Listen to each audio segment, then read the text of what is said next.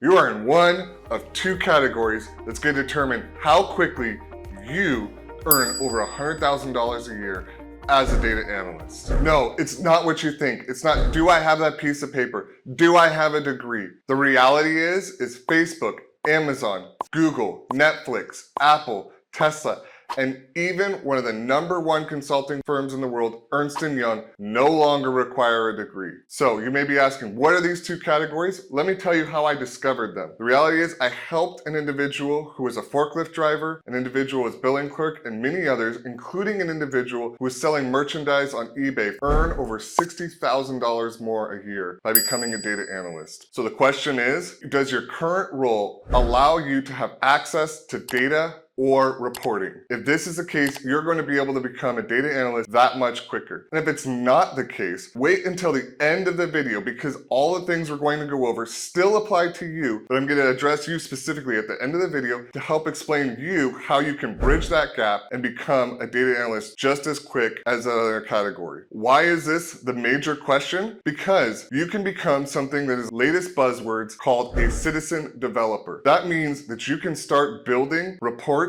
and analytics, and you can do this in such a way that you can put it onto your resume, and then when you go to apply for a data analyst role, you can explain to them you've already been facilitating that function. You already have that experience because you've been doing it in your current role regardless of the title. What you're going to do is first, you go to 2 people, and these people are critical for you establishing the opportunity for working on data analytical work. So the 2 people are one of your supervisors. You're going to go to them and you're going to basically say, hey, I am wanting to become a data analyst. I'm wanting to do analytics and reporting. What reports or what insights would be incredibly valuable for you to do your job better that you might already have data access to? Now, when you do this, hopefully give you an opportunity to work on that. The second person is to reach out to someone you know in the business intelligence team or the data team. You're going to reach out to them and you're going to ask them if they have something that you can help them on your off hours. That you said, I'm going to put in the extra hours to help you build a report. Is there something that I can build for you? In doing this, you're going to help them. They're going to be excited about it. And then you're going to be able to get that experience. And in addition to that, they're going to be somebody who's going to be sitting alongside,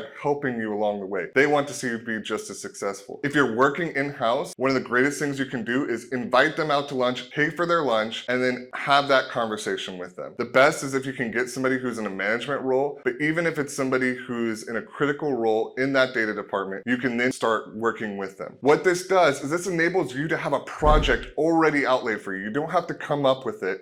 You can just start working on a project that you already know is going to add value. What's amazing about this is you're going to learn the business processes. You're going to learn how the data relates to adding value to the organization. You're obviously going to need a bunch of tools in order to become a data analyst and start performing this work. So how are you going to bridge that gap in learning something that you maybe don't know about yet? Let me explain to you the #1 tool that you are going to have to learn in order to become a data analyst. Having been in the business intelligence and data industry for over 10 years, been a chief data officer, and even consulted Microsoft on government contracts, I can tell you every single person that I've ever worked with uses this tool, and it's Excel. If you already know Excel, you're that much closer. If you haven't, you need to start learning Excel. I have training courses down below that you can go ahead and join and learn some of the basic fundamentals of Excel and how to use them as a data analyst. The next, what you're going to do is you're going to reach out in that conversation with the business intelligence department and you're going to identify what are the data visualization tools that they already have available. Ask them to have a license or permission to that. And if they can't give it to you or they won't give it to you, I'm going to give you a quick tip. You can actually go ahead, click on the Windows key, go to the Microsoft Store, type in Power BI. They offer a free license and most IT organizations have not shut you out from it. Download Power BI, research some videos, look at one of my training courses down below, and you can go ahead and move on to learning that tool and start presenting and building reports in that tool. You can give it to your hiring manager. You'll just save what's called the PBIX file and you'll give it to them and they can actually start using it. So this way you can actually still build reports in a data visualization tool that you can put on your resume even if your organization won't allow you to. The next tool that I think every data analyst knows and needs to know is SQL. SQL is a standard querying language. It's one of the most valuable data tools there is because what it allows you to do is query a database and retrieve the data that you need in order to make the insights, analytics, and reporting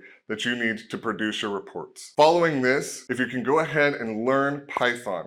Python is much more difficult language, but it will actually enable you to get APIs and get data from outside of your organization to build those reports. The reality is that you need to understand, just because you've learned these tools, it's like having a hammer in your garage. Knowing how to swing it doesn't make you a carpenter. If you learn these tools, what is the key fundamental thing that you need to learn as you're going through building this report, building these analytics for your supervisor or the business intelligence department, is you need to understand and learn the business and business processes that you are reporting on. Most individuals, even in the business intelligence and data space and data analysts, don't understand this. If you understand the business, you are going to become infinitely better than any other data analyst, because you are applying the business practices, learning how to add value through those tools. As you're doing it, ask questions. Why is this happening? How is value added here? If this doesn't happen, what happens here? And as you review the data, you're going to become one of the leading experts in your department and your organization. Now, once you've built all of these pieces, next, what you're going to do is you're going to start trying to reach out internally and seeing if you can get a job internally, applying all the things that you've done. And in particular, if you've worked with the business intelligence department, you're now going to be a shoo-in for applying for the next role that they need. And then if you don't, you're going to start applying externally through job boards or recruiting firms, and you're going to identify a position and go in through that direction. So you're in the other category,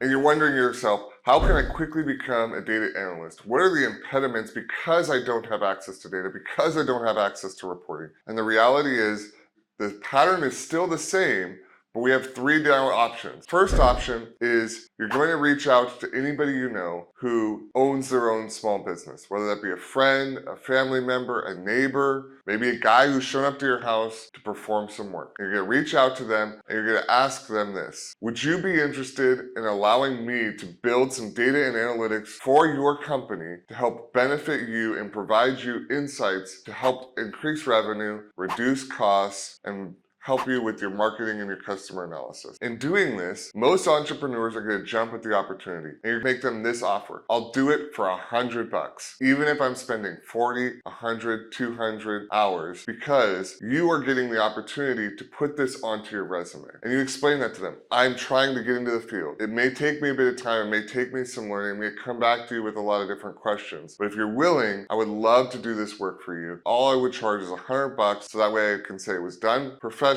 for money, and put it onto my resume. The next option is you're going to have to find a role at an organization that gives you access to that data. That's going to be much faster than the third option and more effectual. It's just going to take longer. You're going to have to find that role, you're going to have to apply, you're going to have to do some of that due diligence while you're on fly learning these tools. And the third option is, if you can't fulfill the first two, then what you're going to do is you're going to find a specific niche of your personal interest, whether that be sporting analytics or finance, whatever it may be. You're going to identify something you are super interested in, and you're going to do all of the data analytics for that space. You're going to build a report. You're going to be the supervisor or the business intelligence department that's giving you the reporting analytics that you want to view and you want to see. This would be something that you would share with somebody that would be in the same niche, the same interest. You're going to use free tools like Power BI or ClickView for the visualization portion of this. You're going to use Excel, you're going to use all those same tools, but now you're not going to have somebody to help guide you on what the end product is going to look like.